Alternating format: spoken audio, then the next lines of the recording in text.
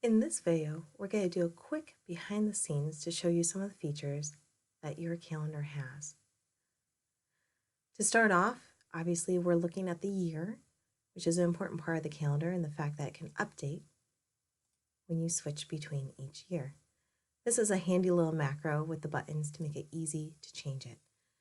But in theory, you could also just type in the year you want to use.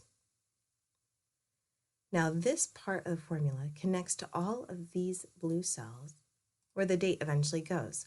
You can see that the formula helps figure out what day it actually is based on how Excel formulates dates. And then it displays the day's number to the corresponding year. And that will go on forever. There are quite a few Excel templates out there that will do this function for you. The designs may be different, but the same formula idea is utilized.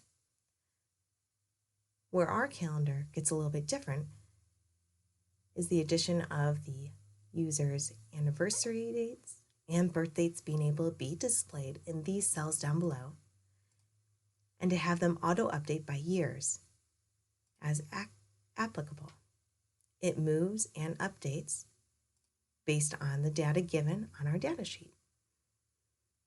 Now it will display both of them together in the same cell with the same long formula listed there.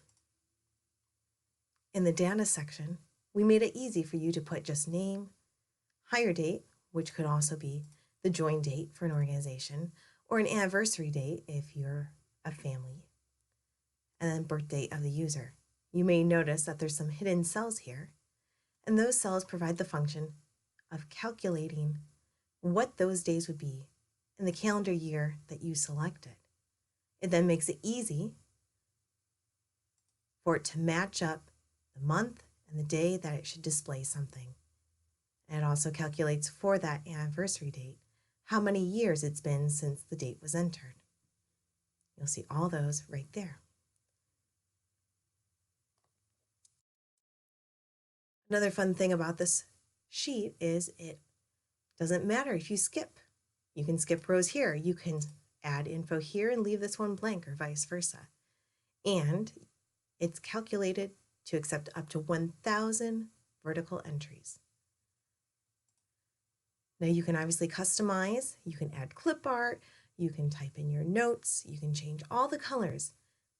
But the magic happens in these cells here and these cells here throughout each sheet, which are special to the month you go to.